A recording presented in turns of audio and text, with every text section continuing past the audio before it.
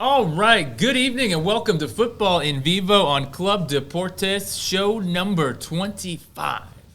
We air every week on clubdeportes.com. Follow us on Twitter at FutbolAustin. Got all kinds of cute pet pictures on there these days. You can also follow Club Deportes at Club Deportes for all the latest and greatest sports news and commentary. You got to go to clubdeportes.com. I'm your host, Eric McCoy. There's no David Alvarez this week because the guy can't stop surfing clubdeportes.com. Yeah. Can't get away from his computer. Can't take a break to host the show. He loves clubdeportes.com that much. However, I am joined by a man with a firmer handshake than both Thomas Tuchel and Antonio Conte. It is Jorge Chavez. I would definitely break either one of those two guys' hands. This guy right here, he's got a firm handshake, much like Tuchel and Conte. But I think in a handshake battle, you win, Jorge. I would definitely, yes. I'm going to sit that one out. Yeah. I'm not getting involved in that.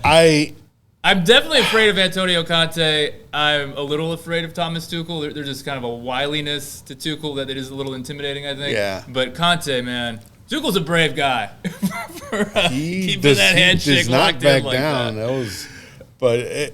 That was an interesting game. That was interesting is one way to put it. Yes, we'll get into that one. Interesting. We'll start with that, but we'll go ahead and start as we like to do a little Austin FC because it's not how you start. It's how you finish. It's how you finish, Jorge. Yep. As Austin FC, they turned a 3-1 halftime deficit against Sporting KC into a 4-3 victory. I can still hear the chants of MVP, MVP echoing in my ears. Thank you, Jerry, for pulling up the highlights here. As these highlights get started here, Jorge, what did you think of the match? Well, interestingly enough, both you and I had the same perspective because we were in the press box. We did. And we heard the MVP chants inside the press box. They were loud. They were loud. They were very loud. The fans made themselves known. But boy, it didn't start so well. Yeah, it didn't start well. And, two clear miscues by Stuver. He does not do that. He usually handles the ball very, very well, no matter the speed. But just one of those days that the ball just wouldn't stick to his hands. Yeah, and to be fair to Stuver, he did own up to this in the post-match we talked to press him conference. We talked to him, and he immediately, as soon as he walked out of the locker room area and came over to the media area, first thing he said was, "Hey, I screwed up." Made a different choice of words. Yes. But hey, we're a family show here. Yeah.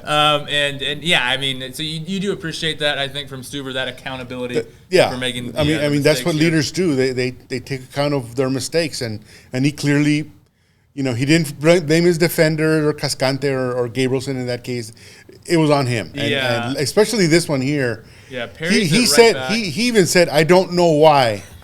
I tried to use my feet to block that. Yes, because so even he didn't know what he did. Yes, you, I, and our dearly departed David Alvarez were actually in the press box wondering. Well, he's not dead, Eric.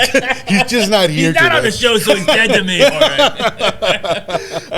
right. No. So we were wondering, what on earth is he doing trying to use his feet there? Yeah, that was odd. And, that was the way. That's how a defender stops a goal. Goalkeeper, not a goalkeeper. To use your hands. I think so. Allowed to use your hands. He probably knows that, which is why he himself didn't know why he did that. Yeah, so that was interesting to actually hear him say, "I don't know why I did that." He flat out said it. I don't know why he did it. I'm the king of doing things that I have really no explanation for. So I found Stuver very relatable in that moment there. Yes, exactly. As the highlights continue here. And then this shot. I mean, this was pretty amazing. It was a really good shot, especially from a quote-unquote defender that Finley is.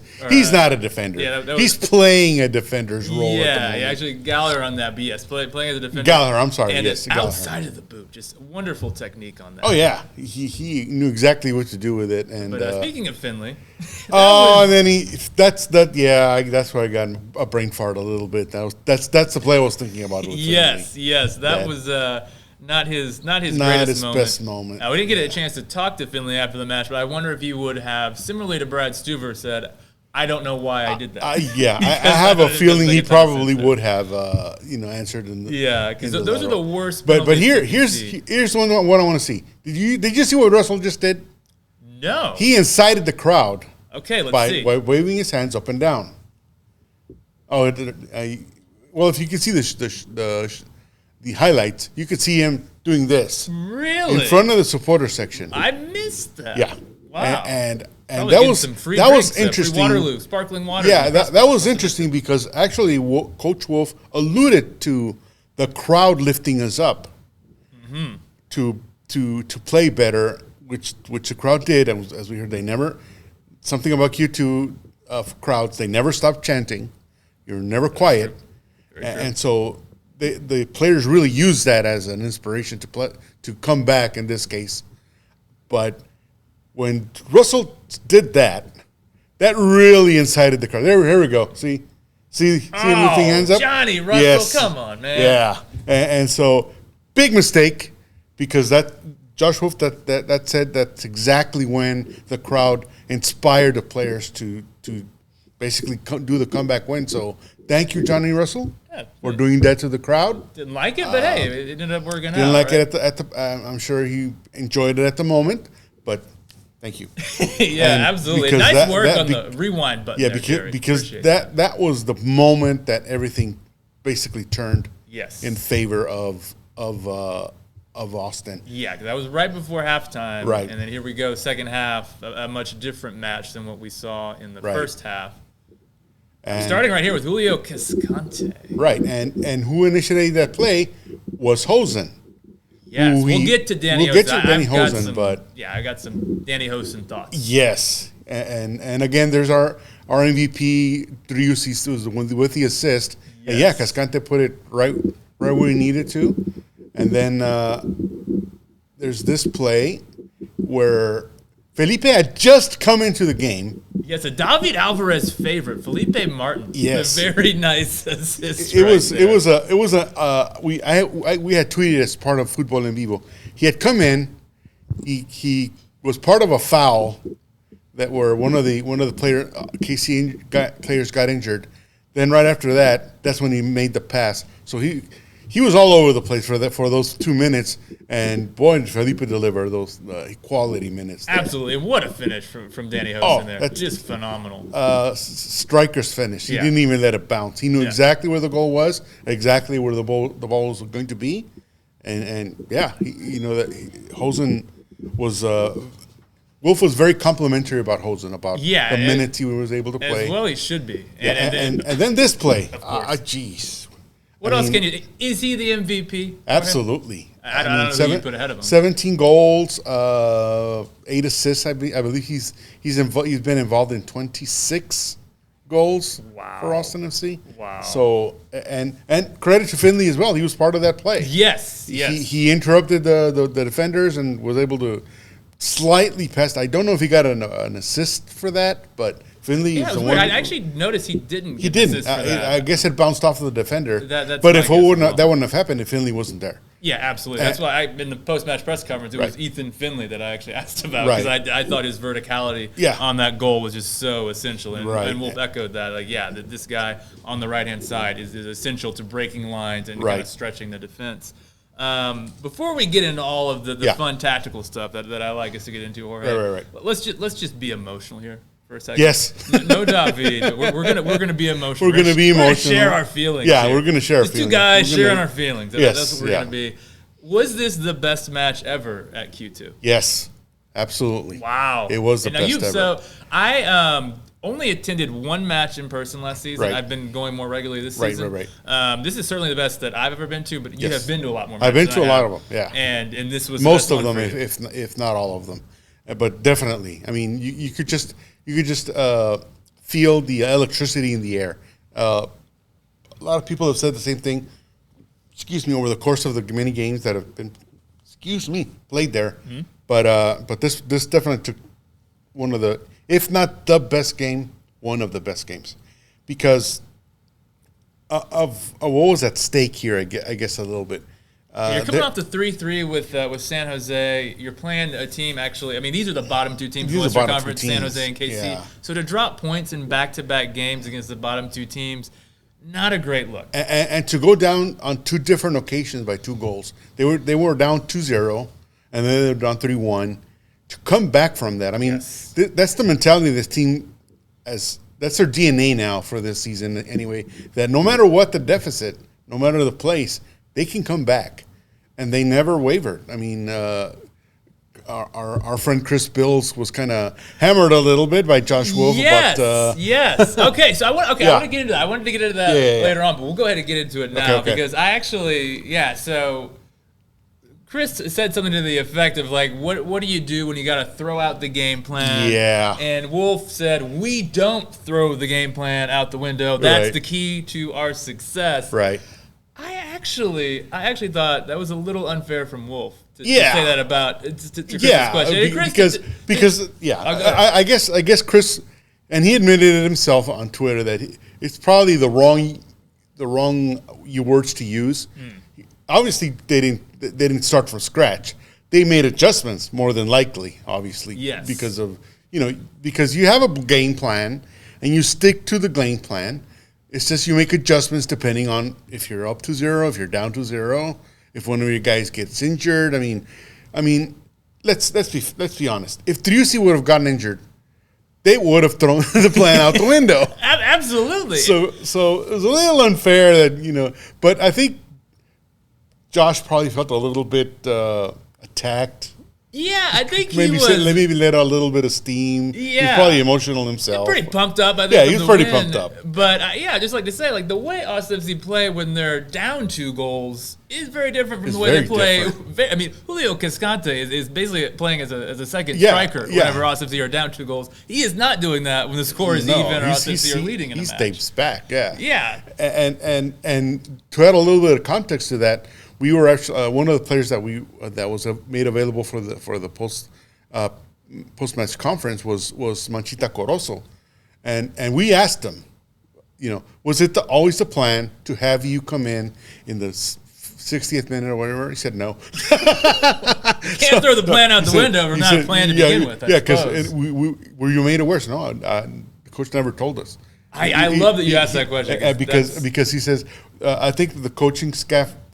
It's a lot by feel, how they feel about how the game is progressing or going on, and that's when they bring up the personnel that they need. So it's like a little bit of discount. I was like, so is it by the seat of their pants substitutions or the plan that it shall never be wavered? Yeah, a little bit of. And this is interesting. Okay, so I know you're aware because we talked about it. Yeah. But Manchester United, they had a rough day on Saturday. Very, very rough day. Man. And their coach, Eric Ten Hag, I was reading in The Athletic, actually was reading this literally the very next morning before going to watch the Chelsea match, before Anthony Taylor completely ruined my weekend. Yes. But as I was reading the recap. To be banned, by the way. But. Yes, exactly. As I was reading about that Manchester United match in The Athletic, there was a quote from Eric Ten Hag, and it's interesting. He said, you can have a good plan, but we had to put the plan into the bin. And so easy to criticize Eric Ten Hag because he's not off to a good start here at Manchester United. 4-0 defeat to Brentford that hopefully we'll get some time to discuss. But Eric Ten Hag has reached the Champions League semifinals as a coach, which all due respect, dude knows what he's doing. That on his resume. Sure. So I think, bottom line, I think a fair question from Chris there, and maybe a not so. No, not.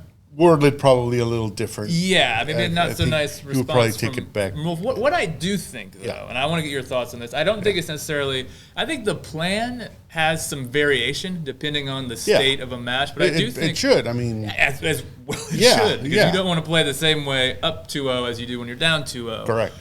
But I do think there's an overarching philosophy to this Austin FC team. That I would agree with. And I think within that philosophy, yes, there are variations depending on where the game state is at. Right. And I think because Austin FC never truly deviate from the philosophy that they have, and because they have that buy-in from the players, that collective spirit from the players, I do think that is why they're able to fall behind in these matches and keep coming back, as we've seen so many times this season. Would you agree with that? Yeah, absolutely. And the thing is that the big difference between this year and last year is that they just didn't have the personnel, the speed, the physicality that this team's not just starters, but the backups. Okay. They are quality backups. I 100% agree. Jerry, can we get that starting 11 that you posted earlier?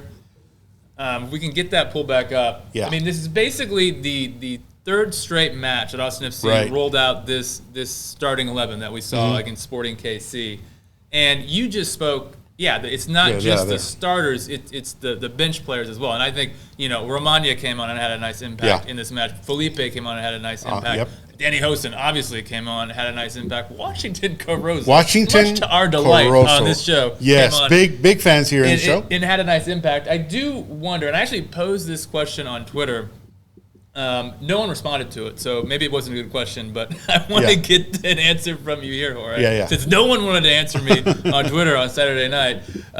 Should we praise Austin FC for the substitutions that they made in the second half, or should we be critical that some of these players weren't in the starting 11 to begin with, particularly as it's the third straight match with these players? It is very hot all throughout the country. I think Fagundes looks tired. I think Rudy looks tired, amongst others. So, should we praise the substitutions, or should we say, hey, where are these guys at from the beginning? I think a lot of questions were answered in Josh Wolf's mind on what ended up happening in the substitutions that he had and his starting 11.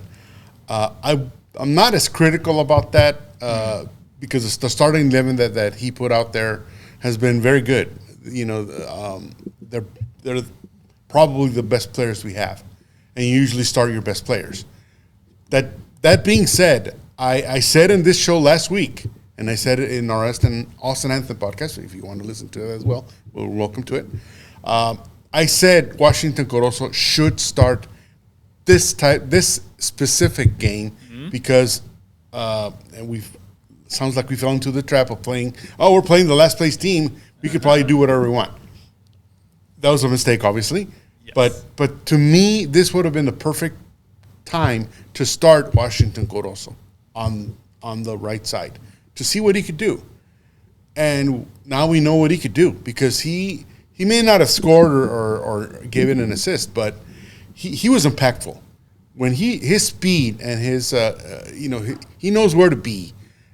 That disrupted that back line of Kansas City. That opened up the middle, which is where did Cascante score his goal from? Yes. The middle. Where did Driussi score his goal? Where did Driussi score his goal? Hosen. They scored it from the middle because Manchita Caruso was able to draw defenders away from that area. And a lot of people, these are the little nuances that I think a lot of people don't really see. Yes. But it's a different perspective when you're up in the press box. It is. When you see these kinds of things. Especially, and I'll be honest, I was concentrated more on Washington Caruso, where he was, than the rest of the players. Yes. Because I was able to see. Keeping an eye on that as well. Because I was able to see other Kansas City players kind of have to know where he was. Because he was open on a lot of spaces. He was open a lot. And so once the rest of the team kind of knows his quality, his speed, where he can be, that he knows where to be, that's going to open up a lot of the possibilities. And so I think Caruso had an excellent game. I asked Josh Wolf what he thought of Caruso's contributions. He was very happy with him. We know what he can bring. He did work on his defense because that's what the coaching staff asked him to do, which is odd when you ask a striker to work on his defense. Hey, it's a collective effort. It's a collective effort. But yeah, so apparently he has been doing enough to warrant the substitution. And it was an early substitution. I think it was a 57th minute, 58th, 58th minute. Yeah, so he took advantage. He put the minutes in. He put the time in. I'm sure the coaching staff was more than happy with what he does. Is that going to translate to a start somewhere down the line? Maybe, but I don't see him displacing Fagundes, obviously, anytime soon. No. Okay, so I got a couple questions here for you, Jorge. Yeah. And I agree with you 100%. Everything you said about Caruso. It was about his positioning on the pitch. If you actually look at his heat map, which is going to be an illustration of just where he's touching the ball on the pitch. Right. It was just bright red right along that left touch line. I mean, he was really stretching the defense. And, I mean, the question I alluded to earlier that I asked Wolf in the press conference about Finley's verticality and stretching the defense. Right. He said, we really like to do that on the right side. He mentioned that specifically. But I think Caruso brought something similar to the left. Yes. And personally, I'm kind of excited about what this team could do with two touchline hugging wingers really stretching that opposition defense. And you don't necessarily have to displace Diego Fagundes from the starting 11 because, I mean, he's got 9 assists, 5 goals. Yeah, Fagundes having a phenomenal season. Yeah. Because after Caruso came on, Danny Pera went off, and Diego Fagundes actually went into the position that we usually see Alex Ring occupy, that right-sided attacking midfielder in that kind of that right-sided half space at number 8 position.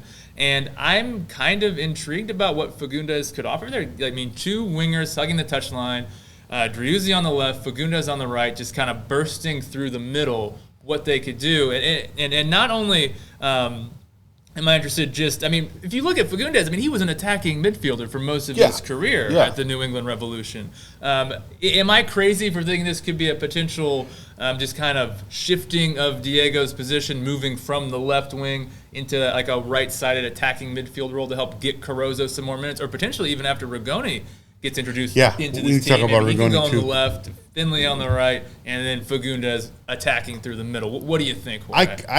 I'm just a mad scientist here, drawing up crazy exercises. Yeah, I mean, like I said, I think the coaching staff see that potential as well, because they're the ones that came up with the idea to do that. Yes. Because obviously they realize the quality that Fagundes brings, no matter where he is on the field. The other thing, keep in mind, this season started with Cecilio Dominguez playing on the left, Fagundes on the right. So it's not like he's a naturally right-footed player, changes his game up a bit when he's on the right, but he can still play on the right. Yeah, Coach Wolf seems to have enough trust in, say, Driussi and Fagundes to kind of figure out where they play best. Yes. And sometimes they are probably given instruction, okay, why don't you come back and be in the middle, attacking midfield, which is his more naturally career-wise position. But I think that because they have someone like with the speed and the touch that Manchita Caruso can provide, that opens up the possibility of him being a sort of a super sub. Start off, frankly, I wouldn't change the starting 11. Yeah. I would keep it. But, okay, I agree with you, Jorge, but I do think, again, I think fatigue has become an issue with this team. I think there should be some rotation over the next couple weeks. Yeah, they really do need to see. I think the goal right now, Austin FC they're going to be a playoff team. Right. I don't think the Supporters' Shield is a realistic goal. The players seem to think that they still have a shot. Several of them mentioned it in the post-match. That is the goal. There. I mean, very rarely do you get to be in that position. Yeah, and I understand. That's what they should say. Yeah. But I agree with you that what we saw, that should be the first choice starting 11, but I just think some rotation needs to happen as we gear up for the I mean, and they have, 10 opportunities left to do that. I wouldn't necessarily do that. I would actually experiment a little bit against Minnesota this upcoming game. Maybe do what we just suggested and give Fagundes a little bit of a break. And again, I've advocated for the last 4 or 5 shows now. We need to see what Washington Caruso can provide. We know that he can provide that kind of openness as a super sub with tired legs. Well, what can he do from the start of the game? This would be a perfect opportunity to do that, to see what he can do, but the caveat obviously is, do they want to maintain pace with LAFC? Because they've been 6 points behind for the last 4 or 5 games now. Yeah, that's an interesting point. Yeah, and I think obviously, and they recognize that one of the big mistakes that they made was allowing a draw with KC here and with San Jose here at Q2. That's 2 points lost. Yeah. And, 6 points is different than 4 points, because if after that Minnesota game is a game here at Q2 against LAFC, say they win that game, they'd only be 1 point behind, but now they're 3. And LAFC is going to be, it's looking at their schedule, it's a little bit of a mix of top tier teams and bottom tier teams, and so there's a lot of unknowns in that. But I frankly do not see them losing any. I don't see any losses in that schedule. Maybe 1 or 2 draws, and that's not going to be enough. Yeah, I agree with you 100%, Jorge. I think it's fanciful to think this Austin FC team can win the Supporters Shield. I think the goal really should be getting ready for the postseason, and that's experimenting a bit, making sure players get rest, and just kind of determining, okay, what is our best course of action when we reach the postseason? Because, hey, they're going to reach the postseason. And so that should be the goal. And they do have a little bit of a cushion. I guess we can see the standings here in a minute. But they do have a cushion against third place Dallas. And so, here it is. So, they have, 9 points ahead of them. So that is just so crazy to think of all the conversations we had last season and to look at that table right there. They're at 48, I think. 15 points clear of the playoff line. That is remarkable. I don't know if we saw it on this show or where we saw that, but I think they had determined that 50 points is kind of the goal to make the playoffs. They're only 2 points away. I think that's going to happen. With 10 games to go, it's amazing. But I mean, if we look at the points, they're 9 points ahead of Dallas, so they can afford a loss here or there. But I would be willing to think that I would be willing to sacrifice a loss to see the kind of players that we have, to see what Washington. So this game against Minnesota is probably one of the candidates to do that. Mm-hmm. But yeah, you prefer to do that on the road. You always want to put on a show for your home fans, right? I think so. Yeah, I agree. And so, I mean, it's doing anything different, like starting someone ahead of Fagundes at home. Not going to go well. I don't think Austin Anthem, Los Verdes, not going to. They will not be happy about it. So that's not going to happen. So it's got to have to be one of the road games to see what experience they can do. And same thing with Rigoni when he comes in. Rumor has it that he's going to be here this week. Really? Yeah, I've heard. If Austin FC sign a player, they like to build the suspense, don't they? Yeah. Because I think if Austin FC had signed Gareth Bale, he would still be in Wales playing golf. Probably, right now. And eventually maybe he shows up. Yeah, and so but he, one of his last posts was he was saying goodbye to his childhood club in Córdoba.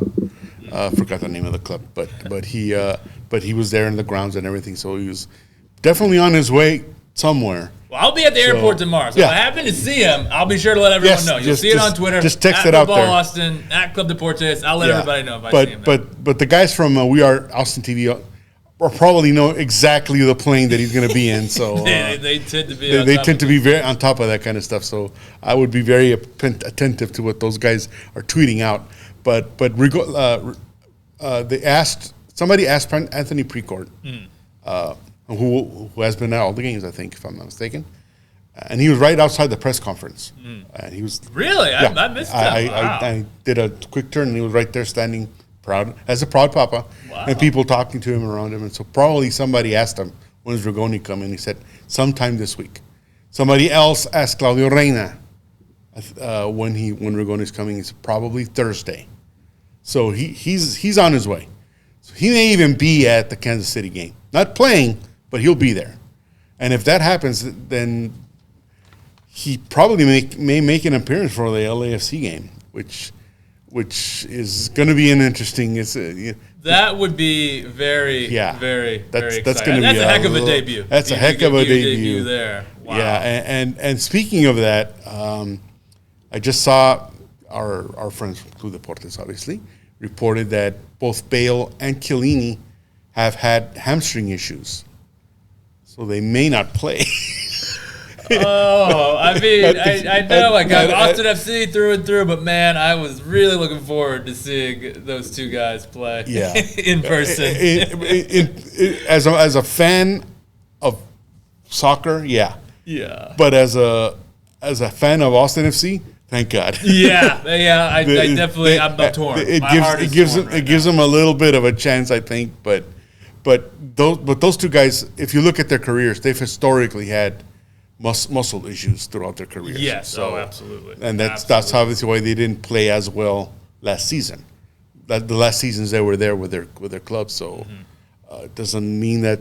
And I think Bale missed the game against Charlotte. I noticed he wasn't on the score sheet. He wasn't on the score one. sheet, Yeah. so So I assume he didn't play, because if he played, he probably would have scored. Probably, yeah. But again, that would be a good game for a Rigoni to test the field out to see what he's got, because who needs Bale and Chiellini when you got Rigoni? Yeah, and because if they can get that kind of production on the right wing with Corozo opening up spaces, Rigoni apparently can do the same thing on the left. Yeah, he can play both wings. That is what we have been told. Right. So I could imagine that, again, I'm sure they're going to have their game plan going and everything, and the plan is a plan according to Wolf. But I can't foresee a Rigoni and Corozo coming in as super subs at the same time to open up spaces. Absolutely. Because LAFC defense is not that solid. That is not the strong point. They're not the strong Their point. attack is very, very frightening. Right. Midfield, very, very frightening. But the defense is where, particularly if Chiellini is going to be out, that is where you can maybe have some luck against them, is attacking that defense. Yeah. Okay, we're a little short on time this week. Do you have any final Austin FC thoughts before we move on across the pond over to England, Jorge? Yeah, I think this upcoming game, I expect some changes to the lineup. To be honest, as we just discussed, to see what quality the other role players can provide. Would you care to give us a prediction, Jorge? I actually could. I can't foresee maybe a Hosen starting. I actually hope so. I was we're a little short on time, so I'm moving us along here. Yeah. But I would like to see more Danny Hoesen. Just a quick stat, because I think this is interesting. Yeah. Arudi has not scored since July 13th. Yeah, so it's over been a month, bit of a stretch for him. And so, and to me, like, I don't, that's not to hate on Max Arudi. I think the guy just looks tired, could use a breather. And I think, as we saw in this match, Danny Hoesen, very capable if given the opportunity. Very, very capable. So and it's just a different type of center striker than Urruti is. Urruti is more of a, take a shot as soon as he has it. Yes, Hosen is more of a controlling guy. Yeah. That could more feed. Cerebral. Yeah. So I do foresee Hosen playing a bigger role in this upcoming game. Yeah, and I would welcome that 100%. So any prediction, Jorge? Were you leaning towards a draw there? Was that what I was saying? I'll lean toward a draw. Okay. I'll lean towards a draw. No David, so he's going to be sad he missed it. But the chicken of indecisiveness makes an appearance. Yes. I'm going to go, even with rotations, I do like the depth on this team. And so I will still say a 2-1 victory for Austin FC. Right. Minnesota in pretty good form. They're in fourth place. They are in good form. And that's why Nashville, so. and that's why I made that prediction of a probably somewhere around a 2-2 draw. That would be a fun way to spend a Saturday night. Sure. 4-goal thriller in Minnesota. Yeah. Speaking of 2-2 draws, though, Jorge, that's what they call a segue here in the business. Yeah. Let's talk a little Chelsea versus Tottenham. What did you think of this match, Jorge? And more specifically, what did you think of the refereeing decisions from Anthony Taylor? Well, let's see. He missed a clear foul on kicking the shin by a Chelsea player, and he missed a hair pull for a Chelsea player. Very egregious. I mean, there's some of the angles where you see Taylor, you see the hair pull, and you see the score. So he's looking at it. He's looking right at the play, and he doesn't call it. And what's even more egregious to me is that VAR was involved, and they didn't call it. How? I'm still running through numbers in my head. How can you possibly see that and not call a foul? Because that was during. If it was something before the free kick or whatever, okay, that's a little bit of the gamesmanship, fine. But it's during the play that they do that. That's at least a yellow. And a hair pull. I mean, that vicious of a hair pull, I think, is a pretty clear red card. It's pretty clear violent. I saw on Twitter a lot of referees kind of chiming in from across the world, and it was almost unanimous. This is a red card situation. Because I mean, guys have different hairstyles now. They just play that way. Is it fair? So, okay, I want to ask you, Jorge, and I say this as a member of the bald yeah, community. you wouldn't know anything about that. I wouldn't have no idea about it, which is interesting because Anthony Taylor, bald, Mike Dean, the VAR official in this match, also bald. Is it fair to have two bald guys as the judge of a hair pull and whether or not it's a red card? That sounds discriminatory against bald guys, by the way. It is, and I hate it breaks my heart. This is a tough time for the community, Jorge. It's a very tough time for the community. I'm very torn right now. I mean, that doesn't excuse it because I would understand if guys go up for the ball and just it goes through the hair of these. A lot of players have long hair or afros or whatever, and so it goes through the hair because that's just the way. Kukure, that is one impressive mop he's got. But it's different when this happens and when this happens. Yes. To illustrate the point, he grabbed his hair and tugged him back to the ground. That was. I mean, it was so obvious. And the other one. I think it was who was the Chelsea player that got kicked in the chin? There was a foul on. It was I think Betancourt fouling Kai Havertz at the beginning of the movement. I think I saw it was like 44 seconds or so between when that happened and then when the first Tottenham goal. And it was the same player, by the way. I think it was Højbjerg on the goal. Oh, okay. And it was I think Betancourt on the foul on Havertz. Okay. There has been an initiative apparently. I was listening to some podcasts over the past couple of days. There has been an initiative called Let It Flow by the Premier League to like basically kind of instead of stopping the game for like these kind of like 50-50 kind of foul decisions to just let the game flow. I think that is a stupid directive. It's dumb. And I think, especially in a match, Chelsea Spurs. This is a heated match. It's one of those. It was a heated.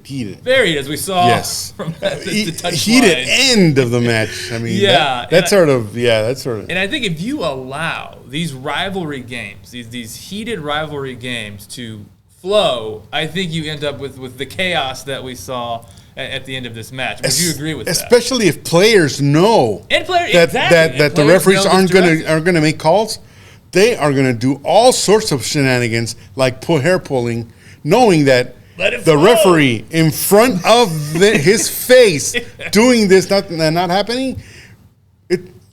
Referees are going to get a reputation, and players are going to know when Taylor's going to be refereeing. And they're going to know what kind of game they can play and what kind of BS they can do during plays. Yeah, because they know it's not going to be called. It's not a good precedent. It's not a good. Yeah, it's not a good look for Taylor to do that. And so, but again, if that's on Taylor, that's fine. But for VAR, that's the really bad one. That to me is the worst because.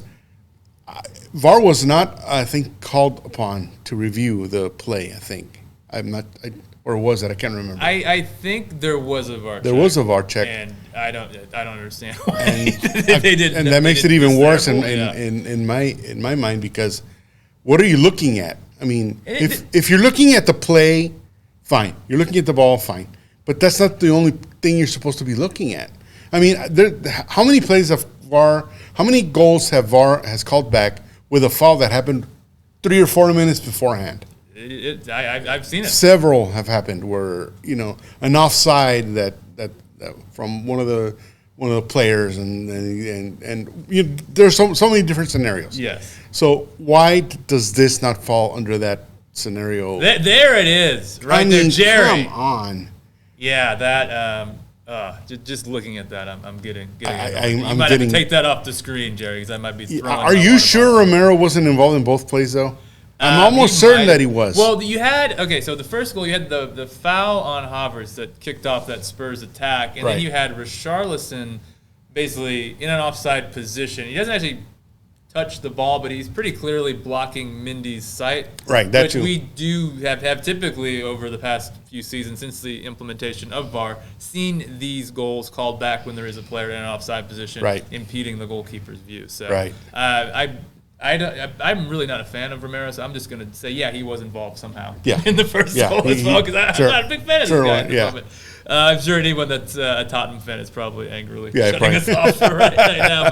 But I think, there's an even better angle on it there. See, look, what is the referee looking at? Now, this brings up a point here. I want to. This is kind of one of my pet peeves. So we're a part of the media. We go into press conferences. We get to talk to the coaches. We get to talk to the players. We never hear from the referees. I would just love to know from Anthony Taylor, from Mike Dean, what happened. What was he looking at? What are you looking at? Why was this? And if you come up with a reason. Right, it was in front of him in an unobstructed view, and he chose not to see it. And I saw a tweet somewhere from an ex-referee from English Premier League, and he says that sometimes they're told not to see something they saw. Are you kidding me? See, when you hear stuff like that, this is why I want post-match press conferences for the referees. Exactly. Maybe he had a bug fly in his eye. Who knows? All right, man. And this is part of what VAR is that referee checks with VAR, and sometimes VAR checks with the referee, and sometimes VAR tells them that It sounds almost like our political scene nowadays, but you didn't see what you saw. Yeah. What? How is that? Very, very shady. That's super shady, but I think, to your point, if they did make referees available for that kind of stuff, for post-match conferences, I would think they would change their tune. Because there's really... Because coaches can't criticize them because they get fined. Yes. Players can't criticize them when they get fined. Which is dumb. I mean, if the referee screws up, you got to be able to criticize them. Who's the only one that criticizes them? The media. And the media has no say in who plays or who's referees what games and where. The only ones that they're what's the word I'm looking for? Self-policing themselves. Yes.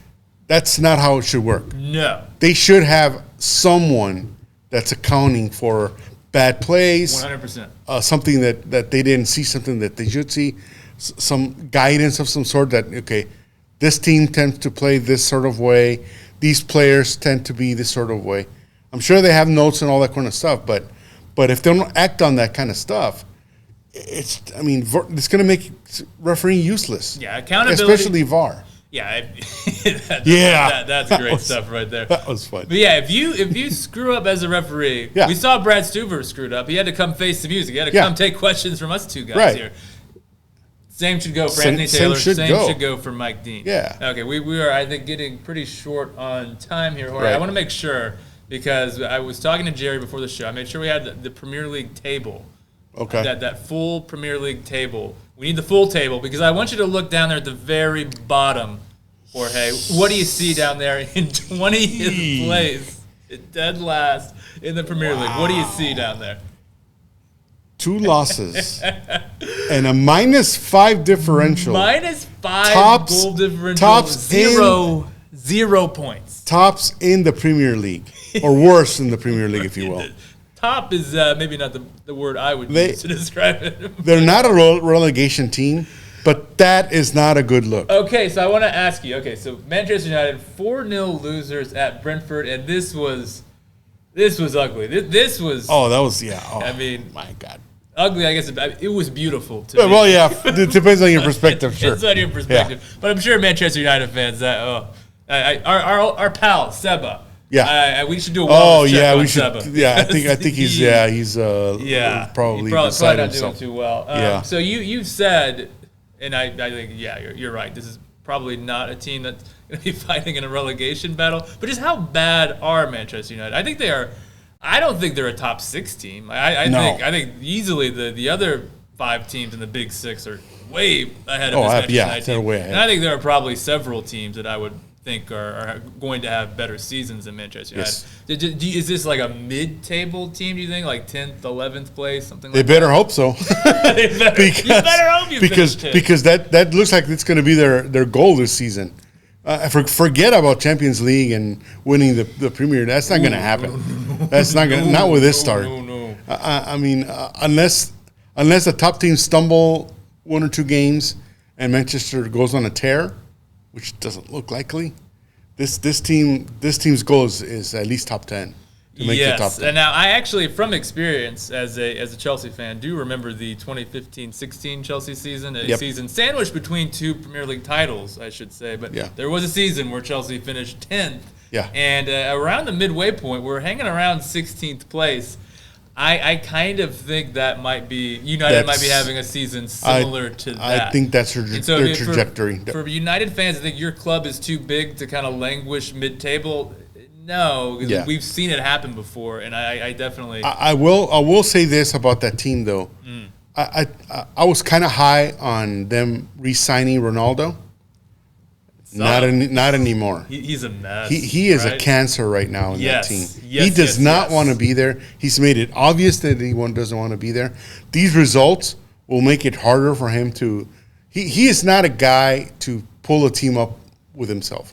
No. He is a guy to lead the team's already good, and couldn't agree more. And he needs to leave. Who's going to take him though? Who wants him? I'm sure plenty of other teams will take him back. I will fly to London and go to Stamford Bridge and start a blockade to prevent him from arriving at Chelsea. Want no part of him there. Yeah, and I think most fans of other clubs feel the same. And that's a good point, because he needs to realize that he has eyes on him all the time. Any little thing, if he steps on a beach without sandals, they're gonna call him. It doesn't matter. They're gonna call him. What's it? Pinaldo is the popular thing that they call him. It doesn't even have to do with him. It's Pinaldo sucks. It's weird. So people know his attitude. Yes. And so he brings it upon himself. Yeah, and look at that. I mean, that's just not a guy you want to root for. I'm sorry. Not a guy. I want to root for. That doesn't look like a guy that other teams want. Other fan bases want on their team right now. I don't. Yeah, I mean, especially if you're a top tier team, like I don't know, say someone like Atletico Madrid or even Juventus. He already left Juventus. I don't think Atletico there would be a huge uprising. Yeah, they are not. Obviously, his association with Real Madrid. Barca's out because of his association with Real Madrid. Real Madrid is out because of his association with Real Madrid. Yeah, exactly. Yeah, exactly. So his options are limited. Very limited. But and I don't think the Chinese Super League throwing a bunch of money around is a thing anymore. That would have maybe been probably in years not. Past. I don't think MLS. He's not allowed in America because he's got some legal issues. He's probably not a good choice for him to come here. MLS is not gonna happen for him. Mexico, maybe. I mean, Xavi's there. I mean, Jordi Alba's there. So or not Jordi Alba. No, Jordi Alba. Danny Alves. Danny Alves. Sorry. Danny Alves, so he's their Puma. So I mean, the thing is, it's very limited. I mean, he needs to just suck it up and play the best he can with Manchester United while the team recovers, and then he can make a move later once his PR people take over and say, "Oh, look, he's great." Absolutely. And here's the other thing. One final point before we get out of here about this Manchester United team. Yeah, Ronaldo, that's a major issue. But if looking at this team, De Gea, not good. No. There's major issues. He can't play with the ball at his feet, which I think is going to be essential in this Ten Hag system. Yeah. The center backs look bad. Maguire, Martinez, not great. The full backs don't seem good enough. Shaw, Dallow's playing pretty well, but I don't think he's a long-term solution there. Yeah. We know Fred and McTominay are not good enough as central midfielders. No. Eriksson, they tried to play him at the 6 on Saturday. That was a disaster. Didn't work at all. No.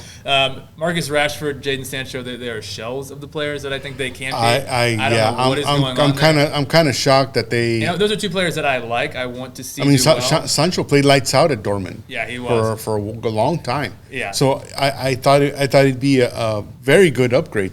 And he just hadn't settled in his role yet. Yeah, it's weird. It's a mess. So my bottom line is Manchester United. The whole team is bad. Yeah, that's the takeaway from here. We are out of time here on Futbol and Vivo here on Club Deportes. Thank you to Jerry Lopez. Thank you to ClubDeportes.com. As always, thank you to our viewers. We're gonna do this again next week, Jorge. Yes, sir.